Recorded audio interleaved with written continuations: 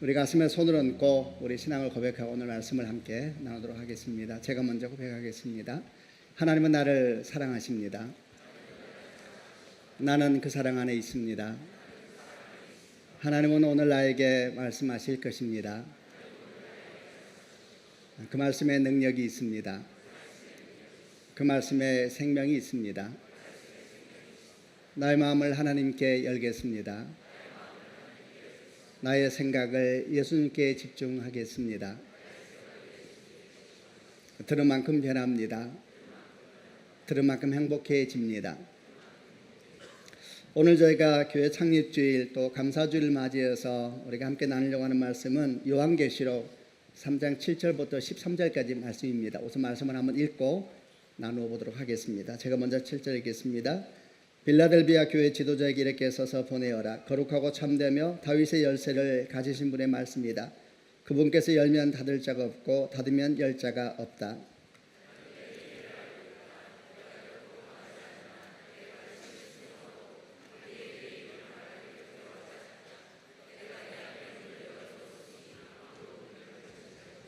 주의하라. 사탄에게 속한 무리들이 보인다. 그들은 자기들이 유대인이라고 하지만 그것은 거짓말이다. 그들은 참 유대인이 아니다. 내가 그들을 네 앞으로 끌고 와 네 발 앞에 무릎 꿇게 할 것이다. 내가 너희를 얼마나 사랑하는지 그들에게 보여주겠다.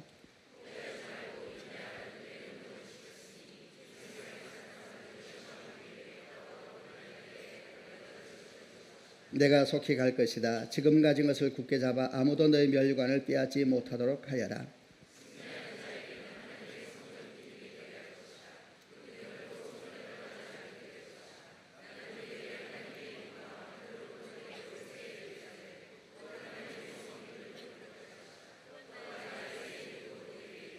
13절은 같이 읽겠습니다. 귀 있는 자는 성령께서 교회 하시는 말씀을 잘 들으라. 할렐루야.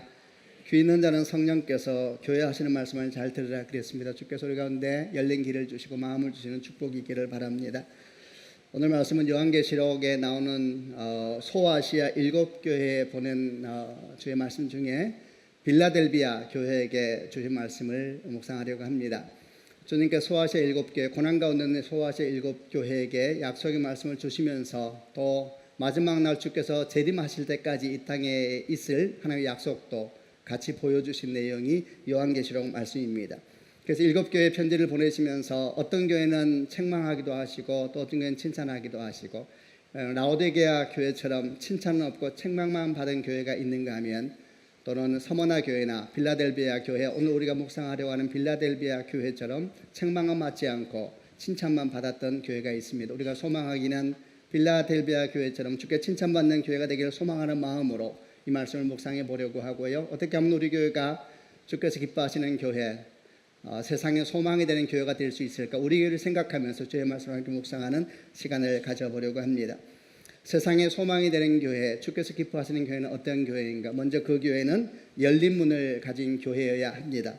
7절부터 8절까지 말씀을 한 번 더 같이 읽어보겠습니다. 함께 읽겠습니다. 시작. 빌라델비아 교회 지도자에게 이렇게 써서 보내어라. 거룩하고 참되며 다윗의 열쇠를 가지신 분의 말씀이다. 그분께서 열면 닫을 자가 없고 닫으면 열 자가 없다. 내가 내 행위를 알고 있다. 네가 결코 강하지 않으나 내 가르침에 순종하고 담대히 내 이름을 말하기를 두려워하지 않았다. 내가 네 앞에 문을 열어두었으니 아무도 그 문을 닫지 못할 것이다. 하나님께서 빌라델비아 교회에서 말씀하시면서 이렇게 칭찬을 하셨습니다. 네가 결코 강하지 않으나 내 가르침에 순종하고 담대히 내 이름 말하기를 두려워하지 않았다. 할렐루야. 이런 교회가 되는, 서울드림교회가 되는 축복이 있기를 바랍니다. 네가 결코 강하지 않으나 큰 교회도 아니고 많은 영향력을 가진 교회는 아니지만은 내 가르침에 순종하고 주의 말씀에 순종하고 그리고 담대히 내 이름 말하기를 두려워하지 않았다. 이렇게 칭찬하시면서 이 교회를 향하여서 뭐라고 약속하셨습니까? 내가 네 앞에 문을 열어두었다. 이렇게 말씀했습니다. 개역개정은 뭐라고 번역을 하고 있냐 하면은 볼지어다 내가 네 앞에 열린 문을 두었으니 이랬습니다. 열린 문을 두었을 때 능히 닫을 사람이 없을 것이다. 내가 네 앞에 열린 문을 두었다 그랬습니다. 그러므로 여러분, 주께서 기뻐하시는 교회, 세상의 소망이 되는 교회는 어떤 교회인가? 그 앞에 열린 문이 있는 교회인 줄로 믿습니다. 열린 문 있는 교회는 어떤 교회입니까? 이를 이해하기 위해서는 가장 먼저 알아야 될 것은 열린 문이 바로 예수 그리스도이시라는 걸 깨닫는 것입니다. 요한복음 10장 9절 말씀에 나는 문이다. 나를 통해 들어가는 사람은 구원을 얻을 것이다. 그 사람은 들어가기도 하고 나가기도 하며 또 좋은 목초를 발견하기도 할 것이다. 이렇게 말씀하시면서 우리 주님께서 당시를 직접 말씀하시기를 나는 양의 문이라 그랬습니다. 나는 문이다. 주님만이 구원의 문이시요 주님만이 생명의 문이시요 기쁨의 문이요 은혜의 문인 줄로 믿습니다. 이 문 대신 예수를 들어가고 나오면서 양들이 꼴을 넣는다 그랬습니다. 이 예수 앞에서 우리가 살아가면서 우리 영혼이 회복되는 것이고 생명수를 마시게 되면 생명의 은혜를 얻게 되는 줄로 믿습니다.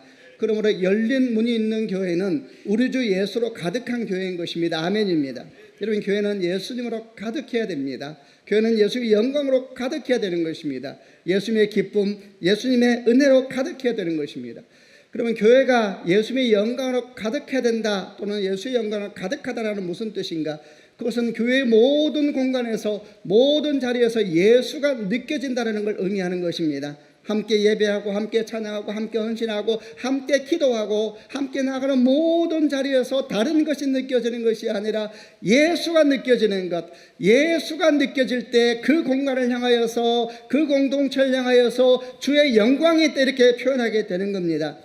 높이 십자가를 달렸다 그래서 영광이 있는 것이 아닙니다. 건물이 화려하고 또 품이 있는 성도들이 많이 있고 멋진 성가대가 있고 아름다운 또 놀라운 구제사역이나 선교사역이 많이 이루어진다고 해서 꼭 그것에 예수의 영광이 있는 것은 아닙니다. 우리가 많이 보고 있는 것처럼 많은 사역이 이루어지고 많은 아름다운 것을 자랑하는 곳에서 예수의 느낌, 예수의 향기가 나는 것이 아니라 사람의 향기, 사람의 영광, 사람의 욕망이 나는 것을 얼마나 많이 보고 있습니까? 여러분, 이것은 예수의 영광이 있는 공동체가 아닌 겁니다.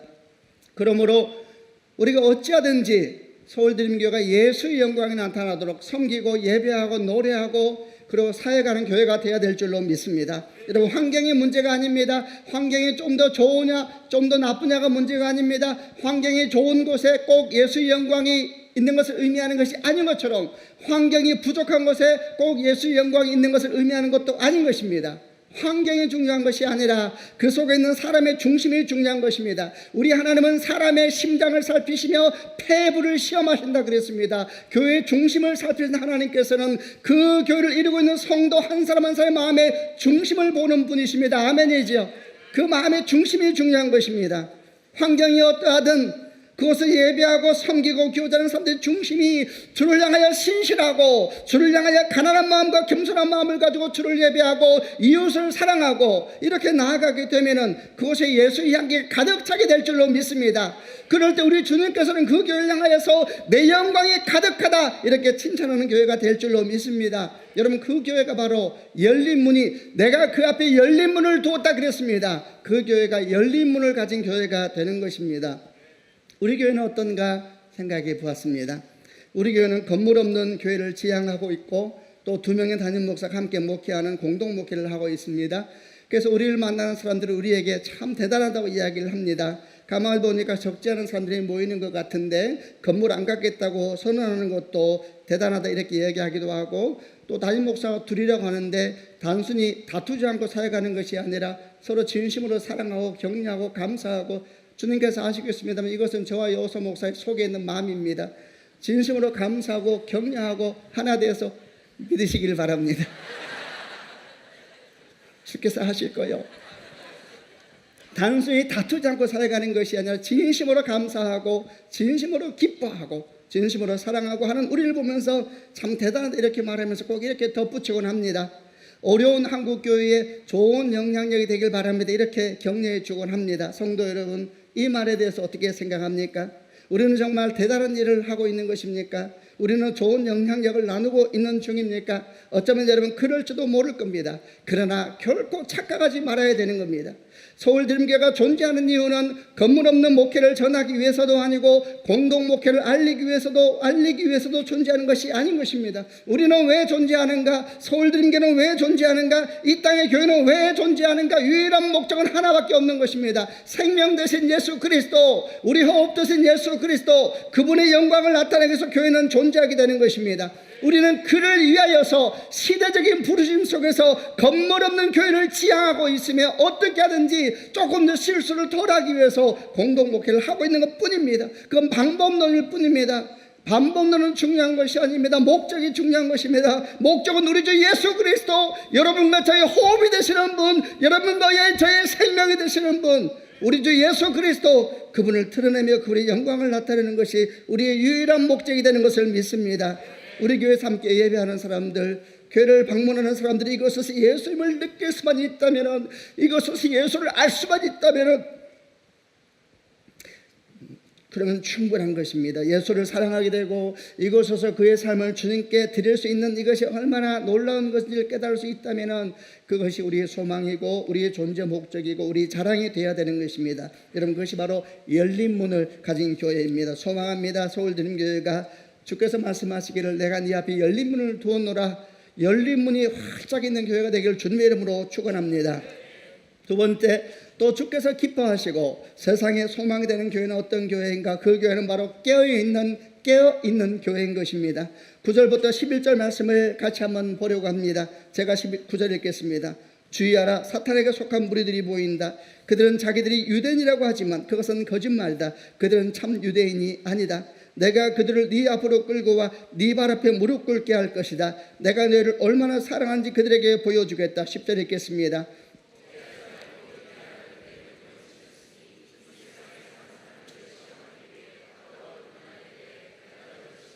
11절은 같이 읽겠습니다. 내가 속히 갈 것이다. 지금 가진 것을 굳게 잡아 아무도 너희 면류관을 빼앗지 못하게 하여라.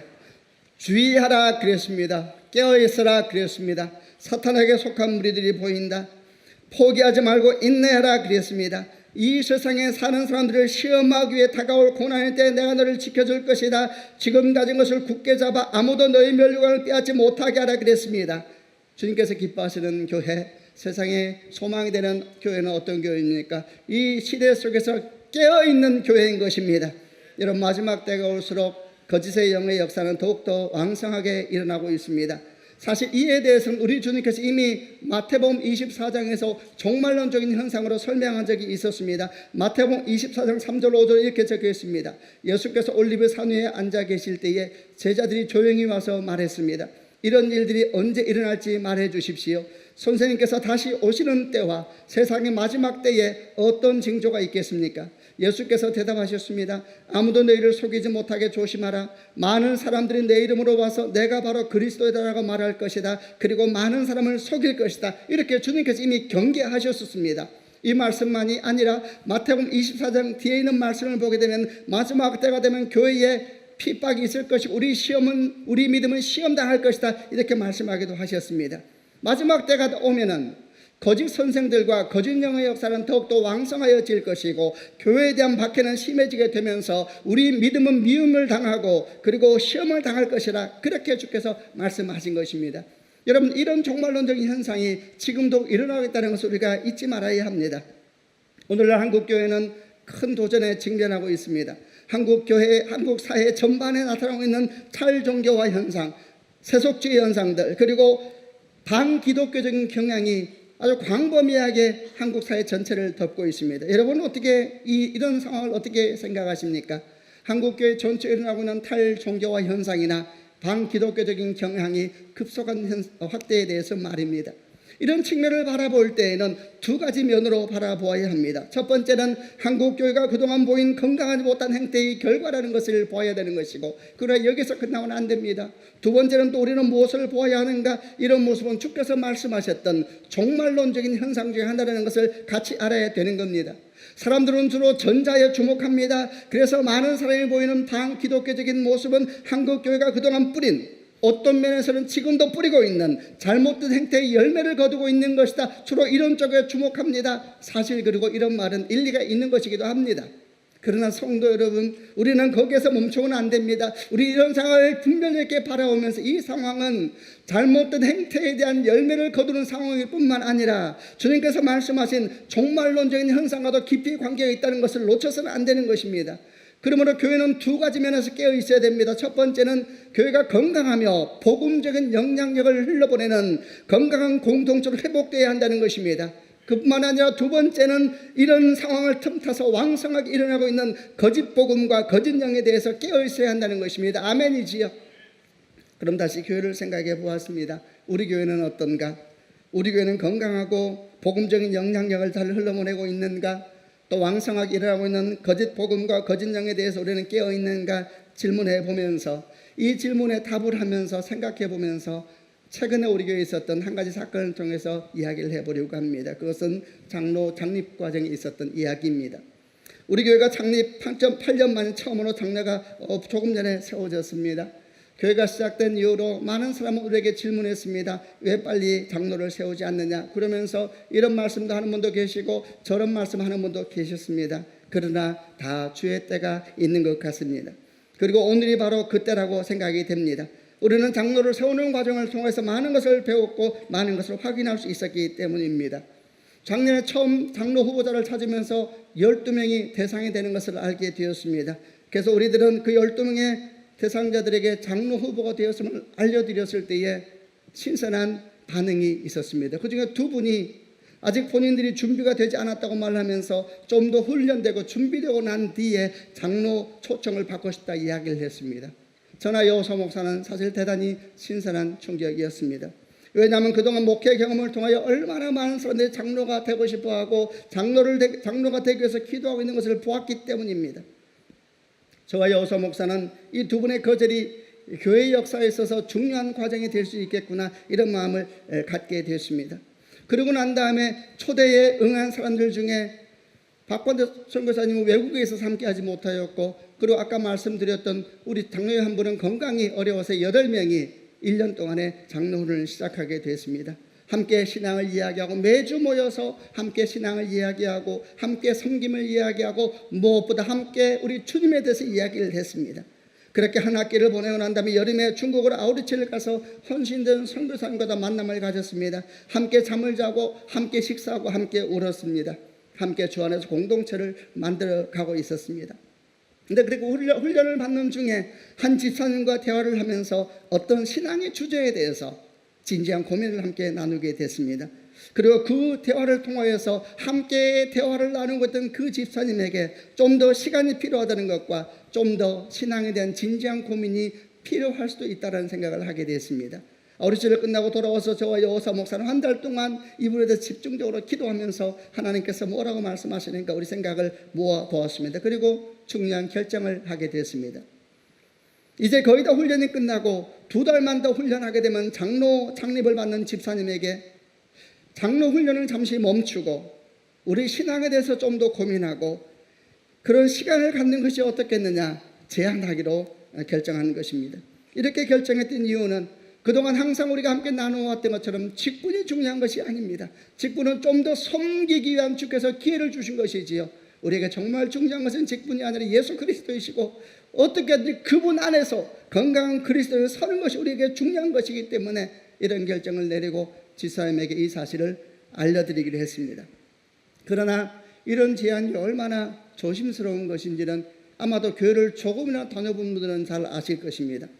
만약에 이런 제안이 이런 얘기를 누군가가 듣게 되면은 한 집사님이 장로 훈련 받는 중에 거의 다 받았는데 중간에 멈추기로 했다더라 이런 얘기를 듣게 되면 어떤 사람들은 그 과정을 귀히 여기면서 참으로 우리가 주 앞에서 더 좋은 제자가 되는 것이 중요한 것입니다 이렇게 반응하는 것이 아니라 장로에서 떨어졌느니 장로 시험에서 탈락했느니 라고 말하면서 바라보는 사람들도 있을 것이기 때문입니다. 그리고 대부분의 경우에 이런 경우 당사자는 교회를 떠나게 되고 그리고 그 기억은 큰 상처로 남게 되는 겁니다.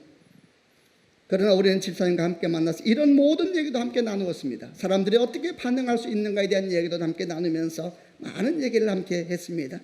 그리고 우리는 함께 결론을 내렸습니다. 우리에게 중요한 것은 장로의 직분이 아니라 또는 다른 사람들이 나에 대해서 어떻게 생각하느냐 그것이 중요한 것이 아니라 주님 앞에서 나는 누구인가 이것이 중요한 것이다 라는 것을 함께 나눌 수가 있었습니다. 집사님 아내도 초청했습니다. 집사님의 아내에게도 이 모든 상황을 다 알려드렸습니다. 우리는 지금 무엇을 하려고 하며 어떻게 결정해 가려고 하는지를 함께 나누었습니다.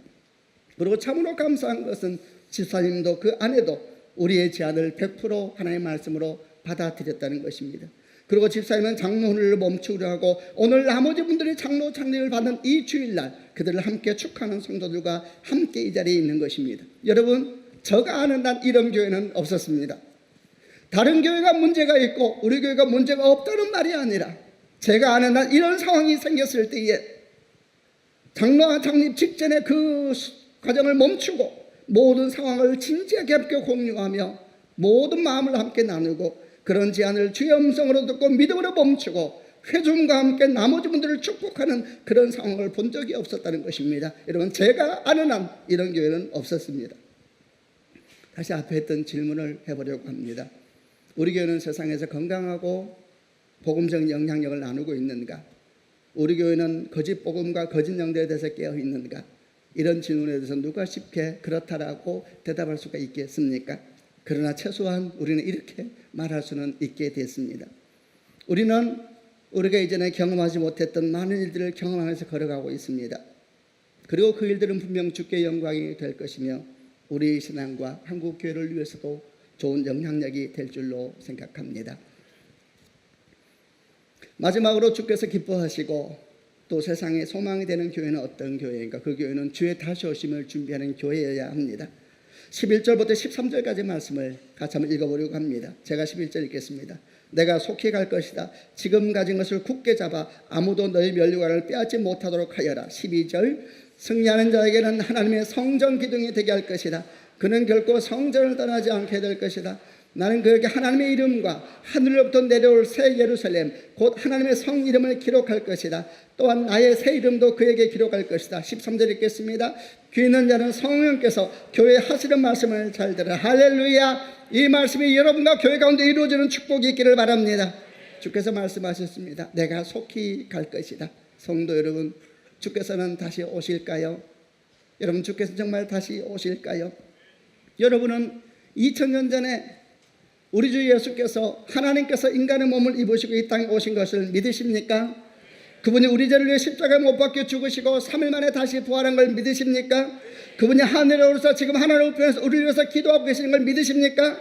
여러분, 만약에 이 모든 것을 믿는다면 그분이 하신 말씀을 들으시길 바랍니다. 계시록 22장 20절 반모섬에서 사도 요한이 받은 마지막 환상의 약속입니다.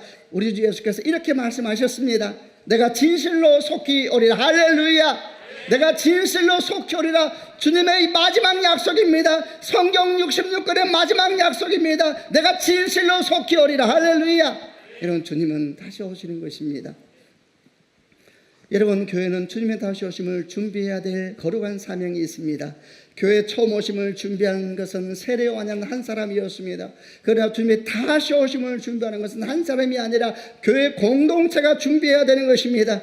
그러면 주님의 다시 오심을 준비하는 것은 무엇을 의미하는가? 그 제일선에는 선교 사역이 있는 것입니다. 마태복음 24장 14절 말씀에 이 천국 복음이 모든 민족에게 증언되기 위하여 온 세상에 전파되리니 그제야 끝이 오리라. 아멘. 이 천국 복음이 모든 민족에게 증언되기 위하여 온 세상에 전파되리니 그제야 끝이 오리라. 할렐루야. 여러분, 선교 사역은 주의 다시 오심을 준비하는 선신된 사명임의 사역인 것입니다. 여러분, 우리는 지금도 국내로 국외로 많은 사역을 하고 있습니다. 우리는 계속해서 국내의 긍휼 사역과 미자립 교회를 돕고 건강한 개척 교회를 돕는 일을 계속해 나가게 될 것입니다. 그러나 성도 여러분, 어쩌면 그보다 훨씬 더 중요한 것은 열방의 복음을 전하는 일입니다. 그 열방은 우리 눈에 보이지 않습니다만 주님께서 가라고 말씀하신 약속의 땅인 것입니다. 할렐루야. 여러분, 주께서 말씀하신 우리에게 사명을 주셨습니다. 그 사명에 헌신된 교회를 지금도 찾으십니다. 여러분, 그런 헌신된 교회와 성도들을 말미암아 이 땅에 100여 년 전에 복음이 들어왔고 그들을 말미암아 지금 우리가 이렇게 예배하는 자리에 이르게 된 것입니다. 보이지 않는 조선 땅을 향한 주의 음성을 들었던 사람들, 보이지 않는 조선 사람들 향한 주의 음성을 들었던 사람들, 보이지 않고 만나본 적도 없지만 주님 사랑하여서 그 사명을 마음에 품고 목숨을 걸고 조선 땅을 밟았던 우리에게 복음을 갖다 주던 선교사님들의 헌신을 통하여 여러분, 오늘날 우리 이렇게 서울 드림교회까지 존재하게 되는 것입니다. 이제 주님께서는 단지 우리에게 말씀하고 있는 것입니다. 보이지 않고 만나본 적도 없는 민족을 향하여 나아가야 되는 것입니다. 그리고 우리 또한 그들이 수고와 헌신을 받아들여서 복음을 향하여 땅끝까지 나아가게 되면 그것이 바로 주의 다시 오심을 준비하게 되는 거룩한 사명에 헌신하는 여정이 될 겁니다. 우리 교회는 잘하고 있는가? 우리는 이래 돼서 분명히 해야 됩니다. 선교사역은 선택이 아니라 사명인 것입니다. 선택이라면 우리가 잘할 수 있는가 못할 수 있는가 물어봐야 되죠. 사명이라면 물으면 안 되는 것입니다. 선택이라면 우리에게 능력이 있는가 없는가 물어야 되죠. 사명이라면 묻는 것이 아닙니다. 그냥 하는 것입니다. 할렐루야. 약속을 따라 행할 때에 주께서 놀라운 역사를 교회 가운데 여러분 가운데 주의 나라 가운데 행하여 주실 줄로 믿습니다. 교회 머리는 예수 그리스도이십니다. 서울드림교회 머리도 예수 그리스도이십니다. 여러분과 저는 지체로 부름받은 것입니다. 교회 8주를 맞이하면서 우리는 다시 한번 주 앞에 고백하고 헌신해야 될 줄로 믿습니다. 주여 우리를 사용하여 주시고 주의 뜻을 이 땅 가운데 이루어 주옵소서. 주께서 기뻐하는 교회가 되게 해주시고 세상의 소망이 되는 교회로 우리가 함께 이루어가게 하여 주옵소서. 여러분 우리가 교회입니다. 주의 은총 여러분과 함께 하시기를 바랍니다. 기도하십시다.